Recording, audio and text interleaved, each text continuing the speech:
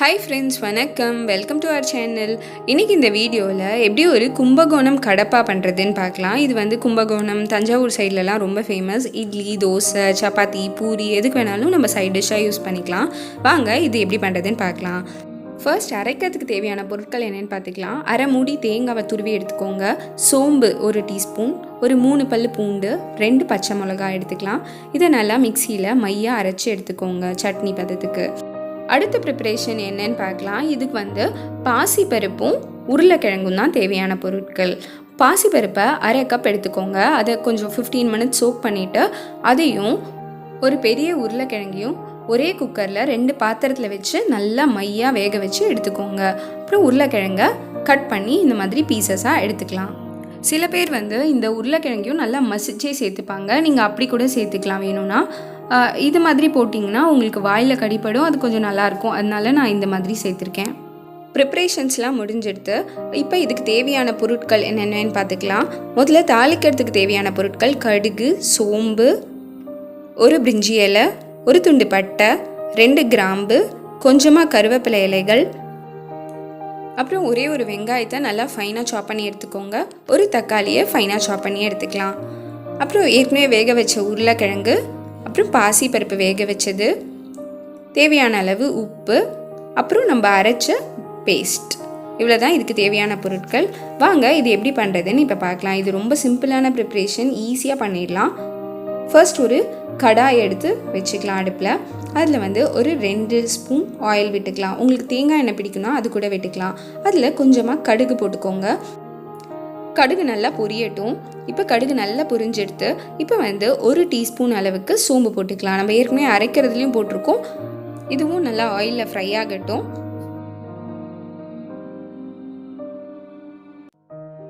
இது ஆயிலில் நல்லா ஃப்ரை ஆனதுக்கப்புறம் ஒரு பிரிஞ்சி இலை, 2 ஏலக்காய், ஒரு துண்டு பட்டை, இதையும் போட்டு நல்லா ஃப்ரை பண்ணிக்கோங்க. அதுக்கப்புறம் இதுக்கு தேவையான அளவு கருவேப்பிலை போட்டுக்கலாம். கருவேப்பிலை ஆட் பண்ணி நல்லா வதக்கிக்கலாம். இது லைட்டாக ஃப்ரை ஆனதுக்கப்புறமா நம்ம ஏற்கனவே கட் பண்ணி வச்சுருக்கிற வெங்காயத்தை ஆட் பண்ணிக்கலாம். இது ரொம்ப கோல்டன் ஆகணும்லாம் அவசியம் இல்லை, ஜஸ்ட் வதங்கினா மட்டும் போதும். ஸோ அது வரைக்கும் ஃப்ரை பண்ணி எடுத்துக்கோங்க. ஒரு 30 செகண்ட்ஸ்க்கு ஃப்ரை பண்ணிக்கலாம். இப்போ ஒரு 30 செகண்ட்ஸ் ஆகிடுத்து. இப்போ டொமேட்டோ ஆட் பண்ணிக்கலாம். நம்ம ஏற்கனவே சாப் பண்ணி வச்சது டொமேட்டோவையும் ஆட் பண்ணி நல்லா வதக்கிக்கோங்க.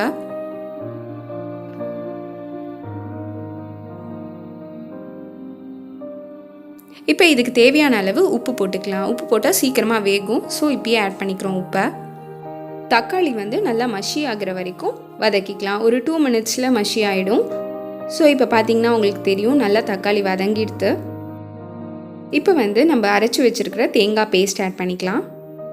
இந்த தேங்காய் பேஸ்ட்டில் பூண்டெல்லாம் சேர்த்துருக்கிறதுனால இதோட ரா ஸ்மெல் போகிற வரைக்கும் இதை நல்லா வதக்கி எடுத்துக்கலாம். அரவுண்ட் 5 மினிட்ஸ் ஆகும். ஸோ இப்போ 5 மினிட்ஸ் ஆகிடுது. நல்லா தேங்காய் பேஸ்ட் வதங்கிடுது இந்த வெங்காயம் தக்காளியோட. இப்போ வந்து நம்ம ஏற்கனவே வேக வச்சுருக்கிற பாசி பருப்பை இதோட ஆட் பண்ணிக்கலாம். இதை ஜஸ்ட் மிக்ஸ் பண்ணிக்கோங்க இந்த தேங்காய் பேஸ்ட்டோட. மிக்ஸ் பண்ணதுக்கப்புறம் நம்ம வேக வச்சுருக்கிற பொட்டேட்டோஸையும் இதோட ஆட் பண்ணிக்கலாம்.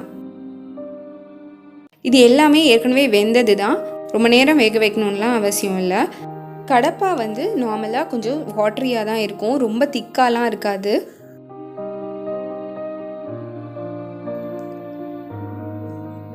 ஸோ இப்போ ஒரு கொதி வந்துடுது.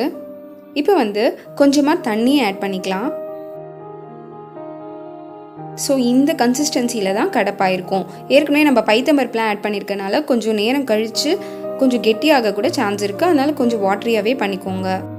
ஒரு 3 மினிட்ஸ் நல்லா கொதிச்சதுக்கப்புறமா நம்ம தேவையான அளவு கொத்தமல்லி ஆட் பண்ணிக்கலாம்.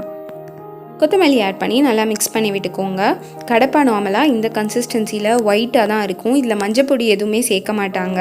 உங்களுக்கு வேணும்னா நீங்கள் சேர்த்துக்கலாம். பட் யூஸ்வலாக பண்ணுற கடப்பால் இது சேர்க்க மாட்டாங்க.